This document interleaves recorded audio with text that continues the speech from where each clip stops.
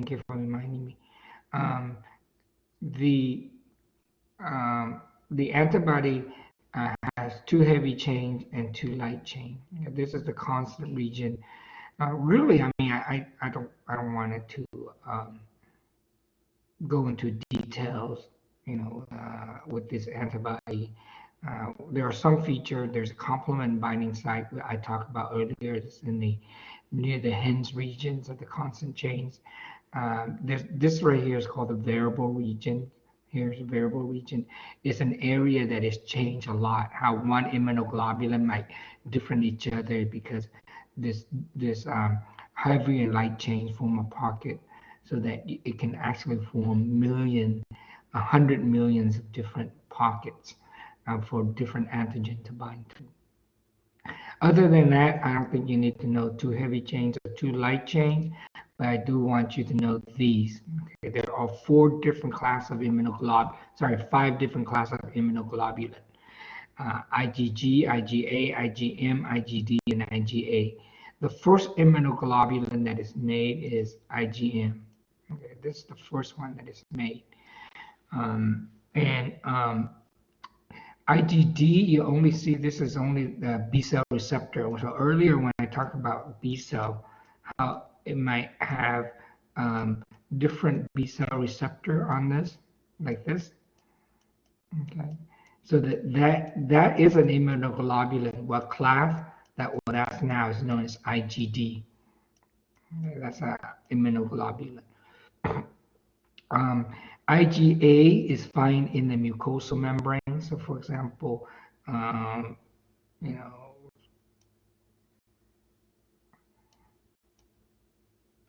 I don't know, does that look something you might know? That's a guy. That's his nasal cavity, oral cavity, and pharynx, for example. So all of the respiratory tract right here, right, from the larynx down, respiratory tract, will have a mucosal membrane. Mucosal membrane will have mucosal. The mucosal membrane will have Ig, that's membrane, will have IgA. So even in the mammary gland for the female and the baby receiving the milk, they receive IgA mainly. Okay. IgG is the most abundant one. It's the only one that can crosses the it's the only one that can crosses the placenta. Okay. And it it's the one that gives you protective immunity. IgE is involved in an allergic reaction here. And so what happened is that an antibody like IgE looked like this. And particularly mast cells or basophil, okay, a mast cell, they would have a Fc receptor, we call this. So Fc stands for fragment of constant. So basically a receptor that this IgE can bind to. And this IgE typically do not bind to the Fc receptor, right? This is the Fc receptor. I mean fragment of constant. Right? So you can say here, this is the fragment of constant. Okay? And that's the Fc part. And it's disappeared. So typically the mast cells will have a receptor mass, the receptor for the Fc portions of the antibody. But if this antibody that has an antigen to it, like hay fevers or pollens or whatever, then it can bind to this and then it causes degranulation. And degranulation meaning that histamine, heparin is released, right? So then you can get allergic reactions, that kind of thing. But if it doesn't have the pollen, this antibody IgE doesn't have binds to it, then it can't degranulate essentially. That's so IgE, important to note, is involving allergic reaction. IgD, mucosal membrane. IgM is a pentamer. It's the first one that is made. Is in fact is the involvement in agglutination, which is mismatch repair. IgA is in the mucosal membrane. IgD is a B cell surface. IgG is the most abundant. Okay. Here's the question for you. Um, here's the question for you. No.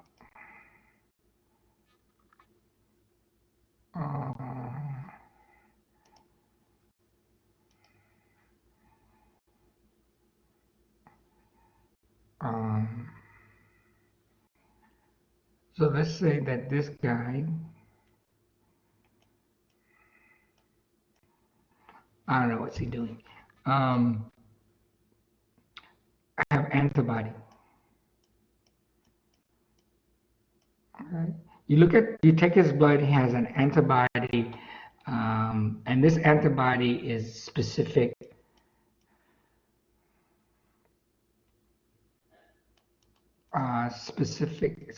Okay, that's specific to Hep C, okay, virus. The question is that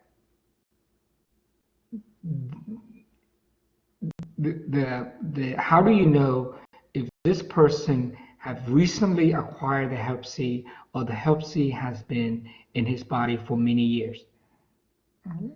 So you can say, so how do you know if it is a recent infection or this person has chronic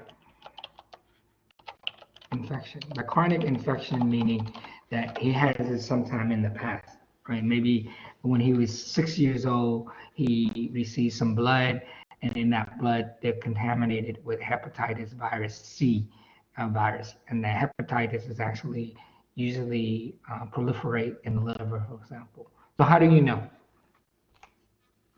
Does anybody know what the answer is? Mohammed?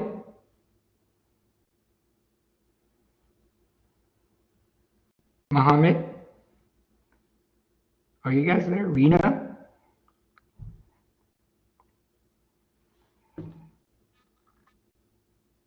Is anybody here?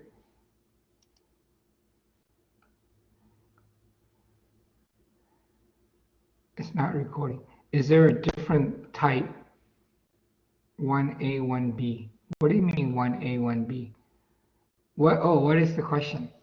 Here's Muhammad. The question is that here's the guy, right? You look at his blood, he has antibodies specific to Hep C. So how do you know that this guy have recently acquired the Hep C or he has acquired many years ago? We call that chronic infection.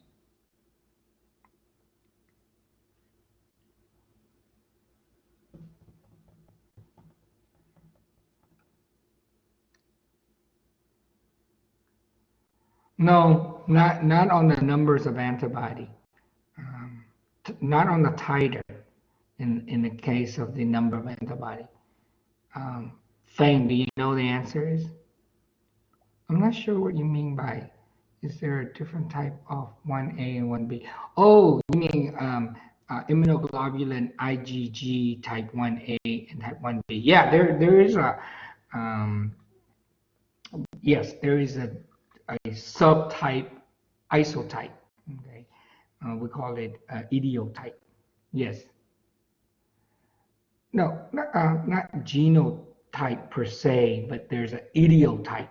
Okay, so the immunoglobulin that I told you earlier, like IgA, IgG,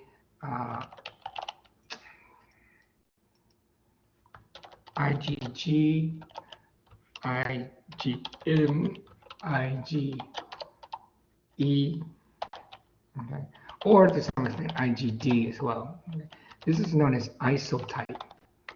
Isotype meaning that they're have the same FC region. Okay. Sorry, let me go back. Okay, I'm going to go back to this a little bit.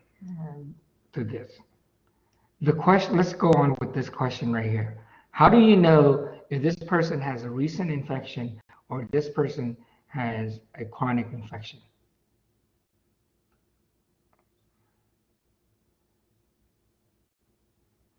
I don't understand what you're trying to say, Dale.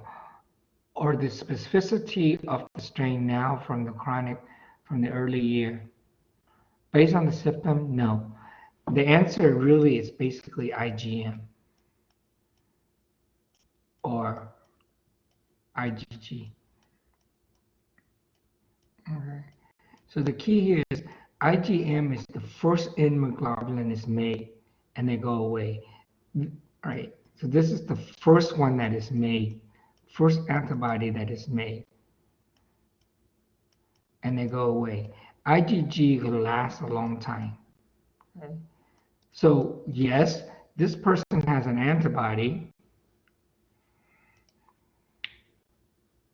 Yeah. This person has lasts a long time. Okay. So you look at the antibody. Is it IgM or is IgG? If it's IgG, then this guy's have chronic infection. If it's IgM, then it's the first one that is made. All right, and then that means that it is a recent infection. And that's how you can tell. Now, I'm going back to this screen. It looks like I might not get to the respiratory system after all. I hate to switch between the thing because it takes a long time to switch back and forth.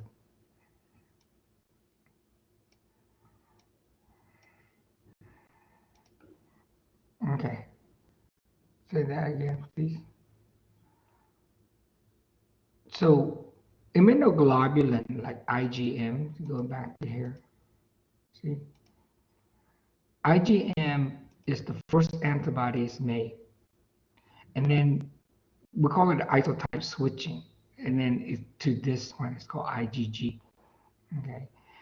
And so if someone who has a titer for IgM, 14 later after infection, then it is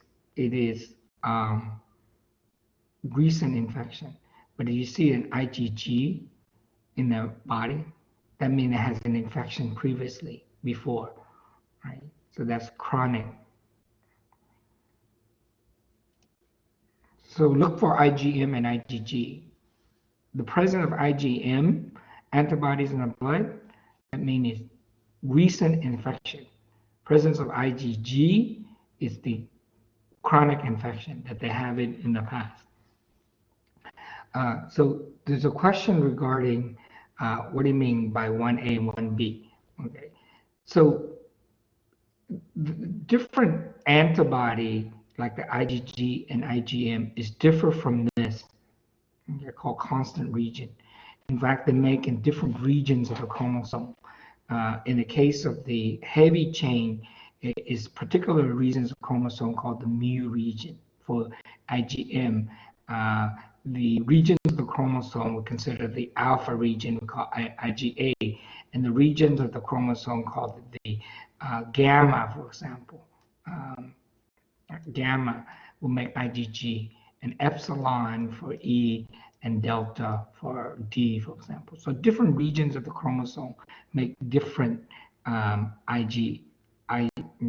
make different heavy chains that you see here. Okay, so because of these different, we call this isotype.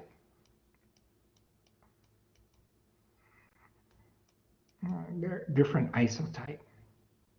Now you can have the same isotype, IgG, but they're different because they're different light chains. There's two kinds of light chains. There's a kappa and lambda. In each one of these, you can have a kappa here or a lambda here. Sorry, you can either have a kappa here or lambda here, right? And they're all IgG, but they bind differently, for example, right? And so we call that it's an idiotype.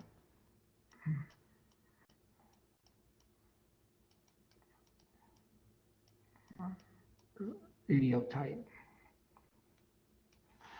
So like IG1A, one of your colleague was asking me 1A versus 2A and 2B. Those are all idiotype. It's within the same isotype, but they have different lambda, um, different light chains. I think that's probably too much for you guys. Okay, so you don't need to know that. But so just a couple more things. And in fact, how does the antibody work? What are the main function? Well, the main function is that I want you to think of is this is what they do. You must have a plan of attack. Okay? And plans of attack here is it's an acronym for knowing how what is the antibody, how does the antibody action work. And of course, you can see there is involving neutralization, right? Neutralization, neutralization, in a case of neutralizes the virus. P is for precipitation. That means just basically um, you have antigen antibody complex, which you move it, is precipitated out, insoluble. Like immunoglobulin, like RhoGAM, combines to the D antigens of the fetal blood, of now the neonate blood, um, right? It's just precipitated, just remove it out. Okay, so that's what plan is. L is for lysis, and A is for agglutination. Agglutination meaning that you get clumping. Agglutination is mediated by IgM, which is a pentamer. So basically, and then each side of this has an antibody. That's what I mean by IgM. And what it does is that if one of the side here binds to, so let's say this is anti-A antibody, right? Anti-A antibody combines to the A blood,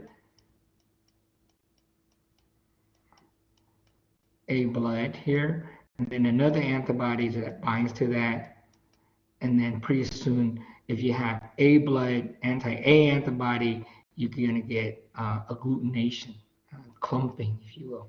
You saw that. That's how you type whether the blood, unknown blood, has an A antigen or not. You add anti-A antibody to it, and there's a glutamate, then that means that that blood cell has an A antigen. If it's a glutamate with anti-B antibody, it has a B antigen, so that would be AB blood. If it doesn't agglutinate with the A, but only agglutinate with anti-B, then that blood type would be considered as B. If it doesn't agglutinate with anti-A and anti-B antibody, then you call that an O blood. Okay? And the D antigen is that if it's agglutinate with the anti-D antibody, then there's a presence of Rh factor, so we call that blood is positive. Okay. All right. As part of the complement system, you can see that involving chemical opsonization some antibody, but that's how the antibody play an important role in complement system.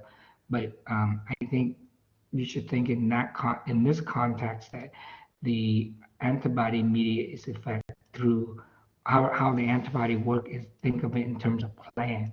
Okay, precipitation, lysis, agglutination, and neutralization. And of course, antibody, when part of the complement system activated, what does it lead to? Three things, right? Inflammation, opsonizations, and lysis. All right.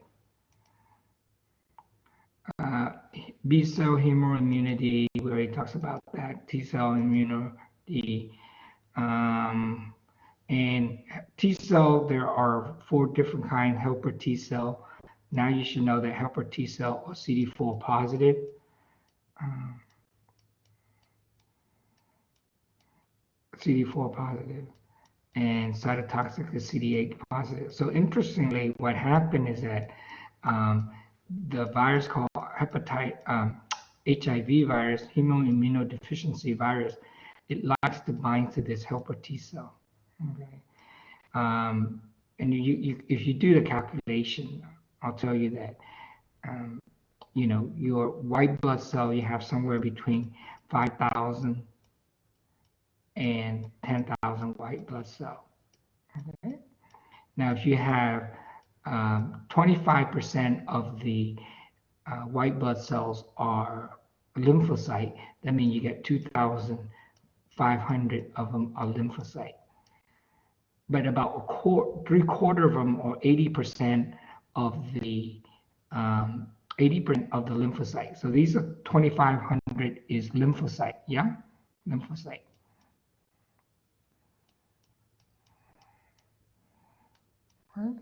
Now, 80% of the lymphocyte are T cell, okay, or V cell. So 85% of that comes out to roughly, say, a little more than three-quarter, which is 125 plus, so 125, 70, about, say, 2,000, roughly 1,900, or T lymphocyte. Now, T lymphocyte have CD4 and CD8, and you have more helper T cells, CD4 than CD8, also three-quarter as well. So needless to say, you have roughly about 1,700 to 2,000 CD4 positive T cell. So this is a good number. A normal person have this amount of CD4 T cell. Now, when when your body is come in contact with the HIV virus, the HIV virus will bind to the CD4, and progressively, when the virus replicates, it destroys the helper T cell. And over time, your CD4 count will decrease. Okay. So if your CD4 count goes down, if it's less than 200, that's when you have a crisis. And that's when you reach a stage called AIDS. Okay. And again, AIDS is acquired immunodeficient syndrome. Okay, let me write that down. Okay. So AIDS is acquired, that means you obtain this immunodeficient syndrome. So when a person reaches this condition, then typically secondary opportunistic infection will come up. Like if you get like yeast, right? Or some fungal infection like Cryptococcus neoformans, for example. Neoformans. If you inhale these spores, you have a good immune system. It basically help you get rid of it. But when you reaches this condition now, you don't have helper T cell, you get no humoral immunity, no cellular immunity, and then you get yeast infection, boom, all of a sudden it's a major problem for you if your immune system is weak. Okay, the critical point is CD count is less than 200. So I always track the CD4 count number. All right, I'm not going to talk about any more than I think that should be sufficient. One last thing. And I can let's save it respiratory system for next week then. There's a lot of information here. Now, just briefly, the way that the body trains the T cell to recognize is what self-antigen from self-antigen. And that is every cell in your body that has a nucleus, right? So any nucleated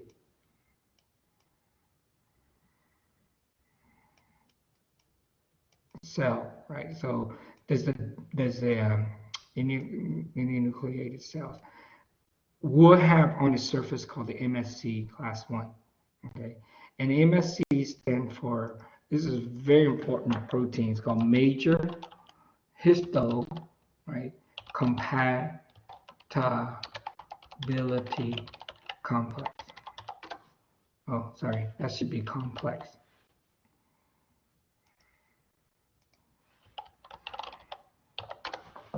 Um, so look at the name. The name say it is histo. Now, histo refers to tissue compatibility complex, right? And so when it's first discovered, it's very exciting. Is because how does the body recognize if this tissue is foreign or not, right? And so what it does is that, okay, what is that protein? What is that marker that the T cell recognize? And it turns out it's this one right here. So identical twin or can actually give one each other, the kidney, and it won't be rejected because it's considered the same in MSC. Likewise, if I take a part of the great saphenous vein for the um, to do a bypass, they're considered as the same MSC. Okay? It's the same as MSC. And then if you do in tissue transplantation, we call that graft. In this case, it's called isograft. Okay? If I use the same tissue, it's known as isograft. Okay? Isograft. So then it won't reject it, right? But every cells in your body will have MSC class 1. MSC class 2 is only found in the special cells called the antigen presenting cell. Okay. And what are the antigen presenting cell? Antigen presenting cell, an APC cell, we call this. Okay. Antigen presenting cells, there are 4 kinds of cells. They're macrophage, are antigen presenting cells, B cells to some extent, reticular endothelial cell, endothelial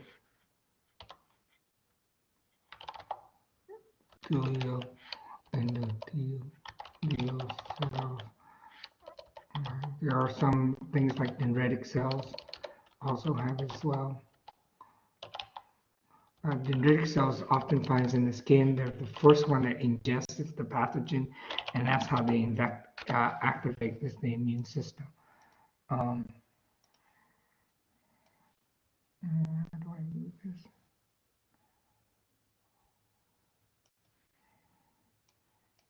Okay.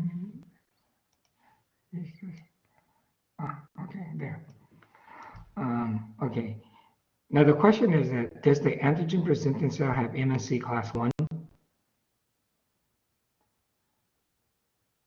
Do you think the antigen presenting cell have MSC class 1? Magnolia?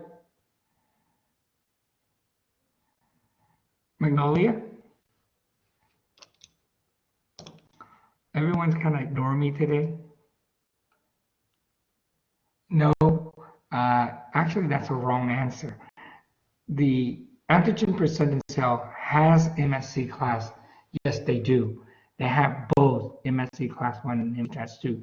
Antigen presenting cell have a nucleus. If they have a nucleus, they have MSC class 1. Okay. And it basically, the different MSC help in activations of different cells. So if you have MSC class 2, right, you can activate it, helper T cell. If you have MSC class 1, you can activate cytotoxic T cell. Okay. All right, so make sure that you know that. Okay. All right, so that would be the end of the I'm not going to talk more. You can read more on that. So I think that should be enough on the immune response you can have an appreciation. And then again, it's very broad, but it's a lot of information, a lot of different names that you have to become familiar with. Um, and so I'm going to end it here. And next week, we're going to start on the respiratory system. Okay, I'm going to stop the recording now. Are there any questions?